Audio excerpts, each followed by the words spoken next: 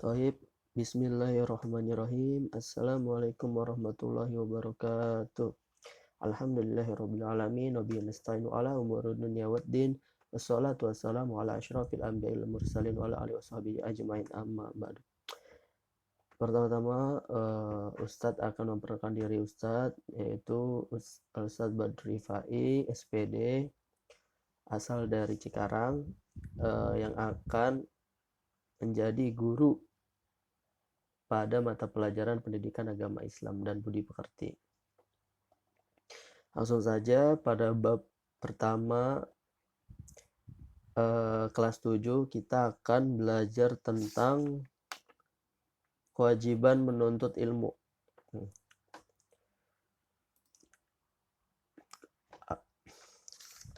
Kewajiban menuntut ilmu.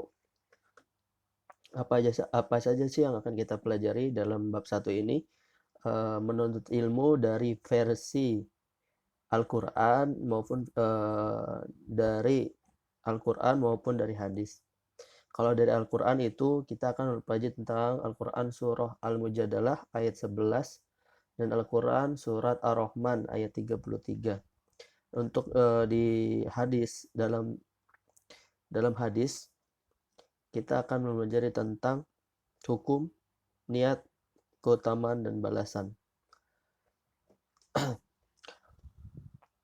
Dan jika kita akan mempelajari tentang memahami kandungan Al-Quran surat Al-Mujadalah maupun Al-Quran surat Ar-Rahman maupun perilakunya seperti apa dan lain sebagainya. Kita akan membahas di bab 1 ini. Langsung saja. Al-ayah. Wa ma kana al-mu'minuna liyanfiru kaffah falawla nafara min kulli firqatin minhum ta'ifah liyatafaqahu fid din wa liyunziru qaumahum idza raja'u ilaihim la'allahum yahdharuna. Surah Taubat ayat 122. Yang artinya, dan tidak sepatutnya orang-orang mukmin itu semuanya pergi ke medan perang. Mengapa? Sebagian dari setiap golongan di antara mereka tidak pergi untuk sebagian mereka tidak pergi untuk memperdalam keutamaan agama mereka dan untuk memberi peringatan kepada kaumnya apabila mereka telah kembali agar mereka dapat hidup. Jadi dalam ayat ini, mengapa sebagian dari setiap golongan di antara mereka tidak pergi untuk memperdalam keutamaan agama mereka dan untuk memberi peringatan kepada kaum bila mereka telah meninggal. Dari di atas dapat kita ambil pelajaran bahwa Allah SWT menyuruhkan pentingnya memperdalam ilmu, terutama ilmu agama, dengan bimbingan seorang guru baik di lingkungan maupun di lingkungan sekolah maupun di luar sekolah, di tempat di majelis maupun di organisasi. Pentingnya kita memperdalam ilmu, terutama ilmu agama. Next, langsung saja kepada kita Al-Mujadalah ayat 11, Ar-Rahman ayat 33 dan hadis tentang menuntut ilmu. Sebelum itu kita harus mengetahui apa itu Al-Quran. Nah, Al-Quran ini yaitu sebagai wahyu Allah SWT, sumber ilmu, pedoman untuk petunjuk hidup, serta dasar hukum Islam yang tertinggi harus diterima manusia yang beriman. Salah satu bagian dari Al-Quran yang menjadi pokok bahasan pada bab ini Al-Quran surah Al-Mujadalah ayat 11 dan Ar-Rahman ayat 33. Adapun tentang hadis, hadis merupakan sumber hukum Islam yang kedua setelah Al-Quran dan sering diartikan sebagai penjelas ayat Al-Quran. Untuk itu, apabila dalam Al-Quran belum ditemukan dasar hukum tentang suatu hal, dasar hukum itu dapat dicari dan digali melalui sabda Nabi Muhammad SAW dalam hadis-hadisnya. Langsung saja kita beranjak ke Al-Quran surat Al-Mujadalah. Al-Mujadalah ayat 11. Ya ayyuhalladzina amanu idza qila lakum tafassahu fil majalisi fafsahu yafsahillahu lakum wa idza qila unshuzu fanshuzu yarfa'illahu alladhina amanu minkum walladzina utul ilma darajat wallahu bima ta'maluna khabir. Al-Mujadalah al-ayat 11. Yang artinya, wahai orang-orang yang beriman, apabila dikatakan kepadamu, berilah kelapangan di dalam majlis-majlis, maka lapangkanlah. niscaya Allah akan memberi kelapangan untukmu, dan apabila dikatakan berdirilah kamu, maka berdirilah. Niscaya Allah akan mengangkat derajat orang-orang yang beriman di antaramu dan orang-orang yang diberi ilmu beberapa derajat, dan Allah Maha teliti apa yang kamu kerjakan. Langsung saja kepada Quran surah Ar-Rahman ayat 33. Nanti penjabarannya setelah kita membaca beberapa ayat maupun hadis. A'udzu billahi minasyaitonir rajim. Bismillahirrahmanirrahim. Ya ma'syaral jinni wal insi in istata'tum an tanfudhu min aqtaris samawati wal ardi fanfudhu. La tanfuduna illa bisultan. Al-ayat Rahman ayat 33. Yang artinya, wahai golongan jin dan manusia, jika kamu sanggup menembus melintasi penjuru langit dan bumi, maka tembuslah. Kamu tidak akan mampu menembusnya kecuali dengan kekuatan dari Allah. Yang ketiga, hadis tentang menuntut ilmu. Ada beberapa hadis tentang menuntut ilmu yang akan saya bacakan, yang saya sampaikan. Hadis 1, menuntut ilmu hukumnya wajib. An Anas bin Malik radhiyallahu anhu qala Rasulullah sallallahu alaihi wasallam talabul ilmi faridatun ala kulli muslimin, rawahu Ibnu Majah. Yang artinya, diriwayatkan dari Anas bin Malik radhiyallahu anhu, dia berkata, Rasulullah sallallahu alaihi wasallam bersabda, menuntut ilmu diwajibkan bagi setiap orang Islam. Hadis riwayat Ibnu Majah. Dan hadis yang kedua, keutamaan menuntut ilmu. An Anas radhiyallahu anhu qala Rasulullah sallallahu alaihi wasallam, man kharaja fi talabil ilmi fa huwa fi sabilillah hatta yarja, rawahu Tirmidzi. Artinya diriwayat dari Anas bin Malik radhiyallahu anhu, dia berkata, Rasulullah sallallahu alaihi wasallam bersabda, barang siapa pergi untuk menuntut ilmu, maka dia berjuang di jalan Allah Subhanahu wa taala sampai ia pulang. Hadis ketiga, balasan bagi orang yang hadis riwayat Tirmidzi. Hadis ketiga, balasan bagi orang yang berilmu. An Katsir bin Qaisin qala sami'tu Rasulullah sallallahu alaihi wasallam qala man salaka tariqan yaltamisu yatlubu fihi ilman salakallahu bihi tariqan ilal jannah, rawahu Ahmad. Diriwayatkan dari Katsir bin Qais radhiyallahu anhu berkata, aku mendengar bahwa Rasulullah sallallahu alaihi wasallam bersabda, barang siapa menempuh perjalanan mencari ilmu, maka Allah akan memudahkan baginya jalan menuju. Hadis riwayat Ahmad. Dan setelah saya bacakan, ini ada beberapa kandungan. Yang pertama, kandungan Quran surat Majadah ayat 11 dan Ar-Rahman ayat 33 dan hadis tentang menuntut ilmu.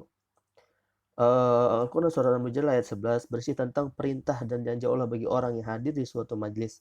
Kalimat perintah dapat dilihat dari kata-kata berilah kelapangan dalam majlis-majlis dan berdirilah kamu.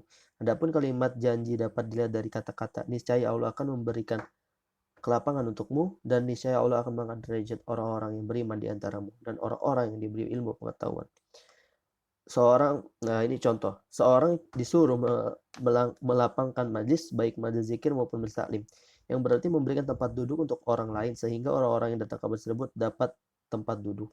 Melapangkan majlis juga dapat diartikan melapangkan hati ketika berada di majlis, yaitu ketika seseorang disuruh berdiri lalu mempersilahkan orang yang patut dan layak untuk duduk di tempatnya, janganlah ia berkecil hati, karena orang yang berlapang dada dengan cara memberi kelapangan kepada orang lain itulah kelak yang akan diangkat derajat ilmu dan amalnya oleh Allah Subhanahu wa taala.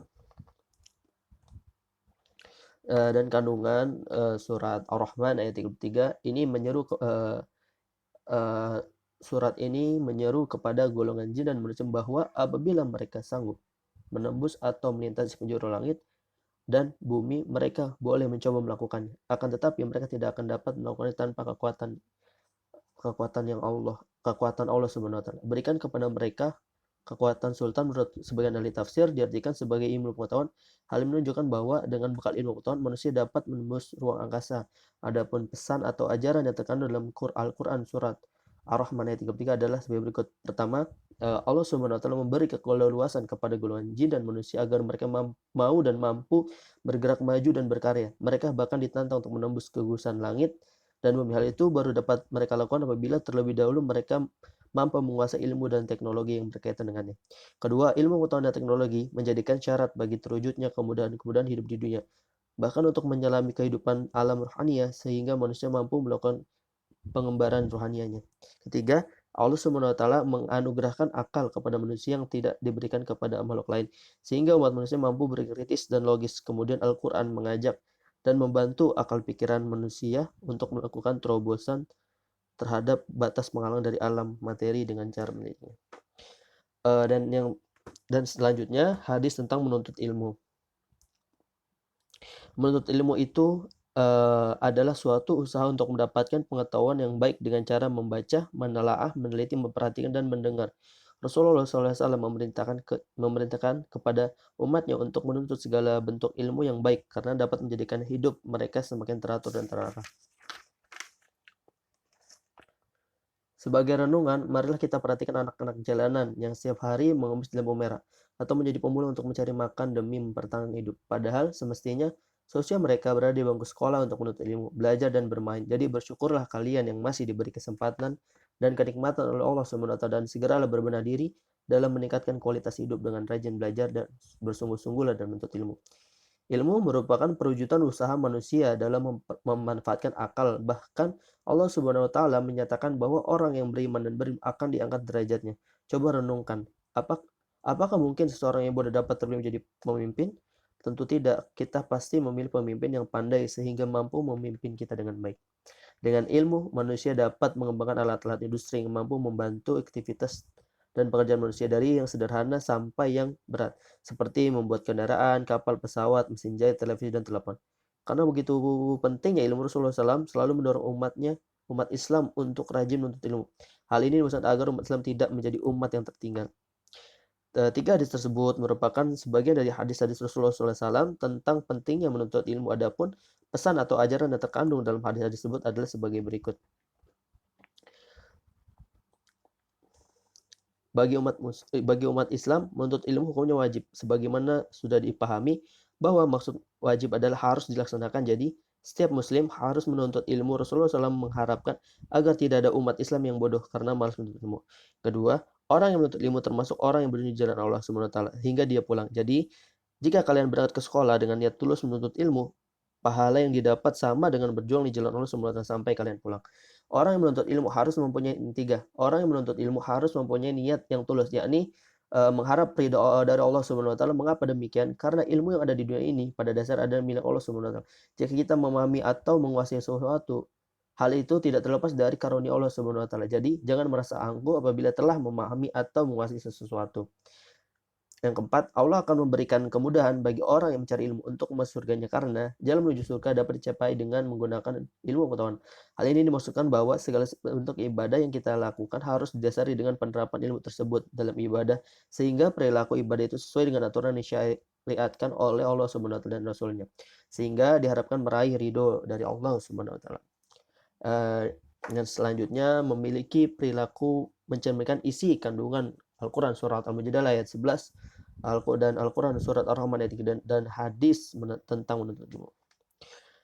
Untuk mencapai kebahagiaan dan kesuksesan diperlukan perjuangan dan pengorbanan yang tidak sedikit, baik tenaga, pikiran, perasaan, waktu, dan biaya. Yakinlah bahwa cita-cita kalian kelak akan tercapai apabila tetap berkomitmen tinggi dalam perjuangan dan pengorbanan untuk menuntut ilmu saat masih muda. Ada banyak contoh perilaku yang menunjukkan semangat menuntut ilmu yang tinggi. Semangat ini dapat kalian lihat dari teman-teman kalian atau orang-orang hebat dan sukses karena bekal kekuatan iman dan keluasan ilmunya. Contoh perilaku yang dapat dilakukan kalian lakukan. Yang pertama, rajin membaca. Membaca akan membuka wawasan kalian terhadap dunia ini. Buku adalah jendela dunia. Yang kedua, bertanya kepada orang yang lebih tahu. Apabila kalian mengalami kesulitan, bertanya kepada teman atau orang lain dapat mengurangi sifat sombong dalam diri kalian karena bertanya adalah tindakan yang membuktikan adanya kekurangan. Yang ketiga, rajin berlatih. Pencapaian prestasi akademik dan non-akademik biasanya didahului dengan banyak berlatih dengan tekun dan ulet. Yang ketiga, berpikir kreatif. Hal ini dapat ditunjukkan dengan berani mencoba hal baru yang pada umumnya belum dicoba oleh orang lain. Yang keempat, mencatat atau mencatatlah hal-hal penting agar nantinya dapat dipelajari lagi dan bahkan apabila kelak dibutuhkan kembali, mencatat merupakan kunci menguasai ilmu pengetahuan. Jauhilah perilaku teman jadi maka dari itu jauhilah perilaku teman yang tidak mencerminkan kesungguhan menuntut ilmu karena perilaku malas tidak bermanfaat. Bukankah bergaul dengan teman-teman yang tidak peduli dan mengacukan ilmu akan menghabiskan waktu kalian dalam menuntut ilmu? Maka dari itu ajaklah teman-temanmu agar gemar membaca dan belajar.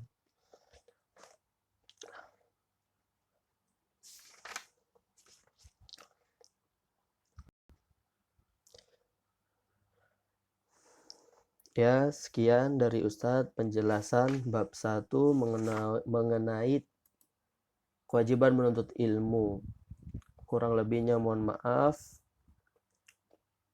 Jika ada yang ingin bertanya, silakan bertanya. Dan untuk absen, silakan isi di komentar masing-masing.